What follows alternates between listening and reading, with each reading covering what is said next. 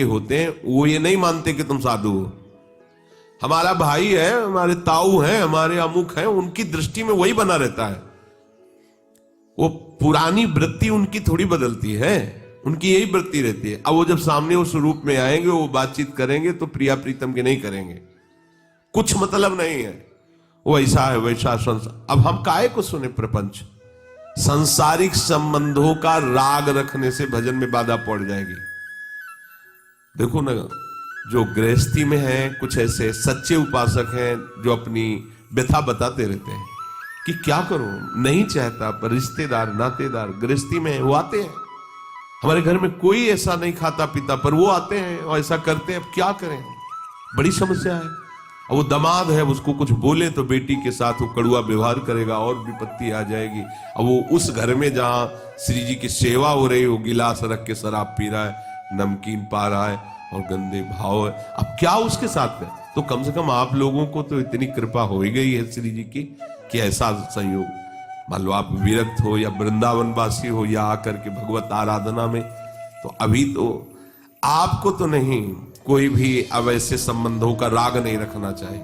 हमारी सुनो तो हमारे पास बैठो, तुम्हारी सुनने की हमें जरूरत नहीं है, न बैठालने की। हाँ, बैठने का आदेश कर, हमारी सुनो और उसको अपने जीवन में गुनो और उतारो, जाओ। चाहे रिश्तेदार हो चाहे नातेदार हो, वृंदावन धाम में आए हो, राधे श्याम 2-4 मिनट बैठ के हमारी बात सुनो, तुम्हारी नहीं। तुम कैसे हो हम जानते हैं कैसे हो, कह देते कुशल मंगल है। कुशल मंगल है तुम्हारी कुशल हो सकती, तुम्हारी मंगल हो सकता है, कैसे हो सकता है? तब लगी कुशल न जीव कहूं, सपने मन विश्राम। स्वप्न में भी तुम्हारी कुशल नहीं हो सकती। जागृत में तुमसे क्या पूछे, जब कुशल मंगल बोले सब कुशल मंगल। कुशल उसी का है भगवान नाम जप कर रहा है, मंगल उसी का है, पूछो या ना पूछो। संतों से कुशल मंगल पूछने की जरूरत नहीं, हर समय कुशल मंगल में रहते हैं। और संसारियों से पूछने की इसीलिए जरूरत नहीं कि वो कभी भी कुशल मंगल में रहते ही नहीं। थोड़ी देर मंगल दिखाई दे रहा है, वो मंगल ही अमंगल रूप हो गया। संतों में अमंगल दिखाई दे रहा है, लेकिन वो अमंगल ही महामंगल का मोद बन जाएगा, क्योंकि नाम चल रहा है। उनके पास जाना है, वहां सभा में जाना है, उनसे संगोष्ठी में मिलना है, उनसे ये सब नहीं। ये आखिरी मंजिल है जहां से गिरा दिया जाता है। कंचन, कामिनी और कीर्ति।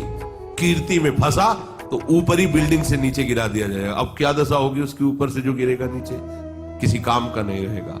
इसीलिए ये भगवत भजन करने वालों के लिए ज्यादा यश कीर्ति, ये फैलाव भी जो है ये बाधा ही है कि अहो भाग्य 10 लोग हमारे साथ चल रहे हैं, ये कोई फूलन की बात। अहो भाग्य अकेले अश्रुओं से कपोल भिगोता हुआ और प्रिया प्रीतम को साथ लेके डोल रहा है, कोई बाहरी चिंतन ही नहीं, ये अहो भाग्य होता है।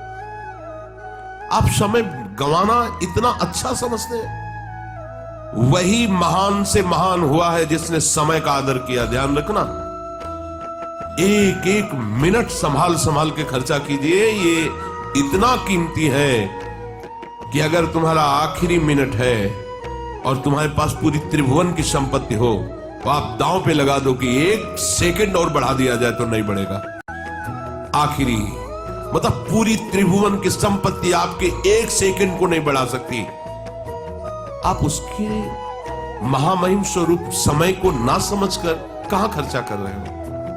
एक बार राधा नाम छूटा, प्रपंच में हम बातचीत करने लगे, हमारा घाटा हो गया। कल भी यही चर्चा कह रहे, सावधान। हम सच्चे उपासक की पहचान होती है जो सेवा, जो भजन, जो नियम बहुत काल तक वैसे ही चलना चाहिए।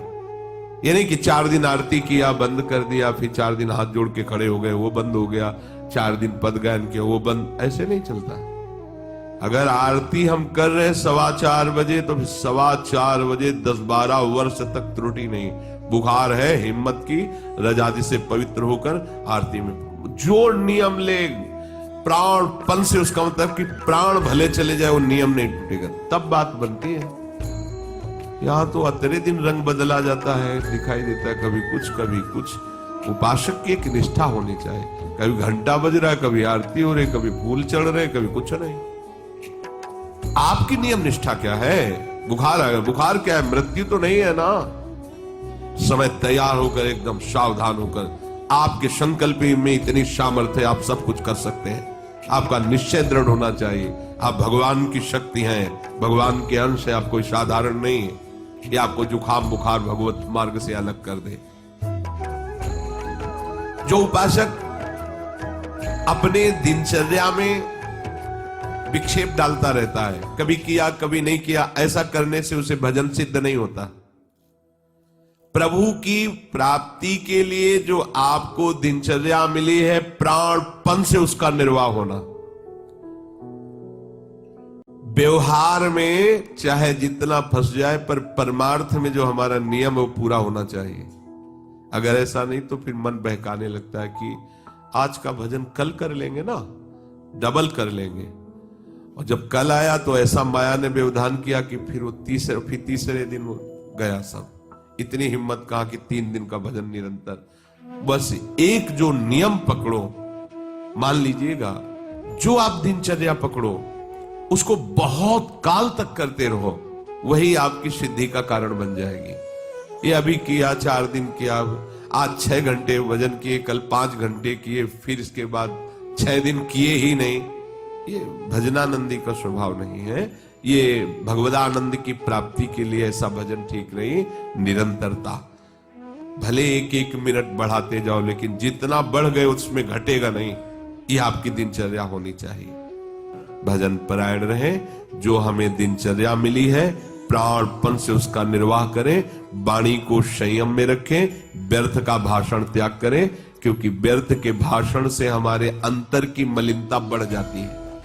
जो हमें भजन के लिए निर्मलता, एकाग्रता चाहिए, वो बेकार की बातें करने से वो ऊर्जा शक्ति नष्ट होती है। इसलिए अधिकतर मौन का आश्रय लीजिए, आवश्यकता होने पर बोलिए, नहीं तो नाम जप चलना चाहिए। ऐसे ही नाम जप चले तो देख लीजिए, नहीं तो माला जरूर साथ रखिए, जहां समय मिले तत्काल। अगर एक माला कर लिए तो 108 बार मंत्र जप लिए, 108 बार नाम जप। आपको लोभ होना चाहिए, जिससे कंजूस आदमी 1-1 रुपया जमा करता है, ऐसे में 1-1 नाम जमा करे।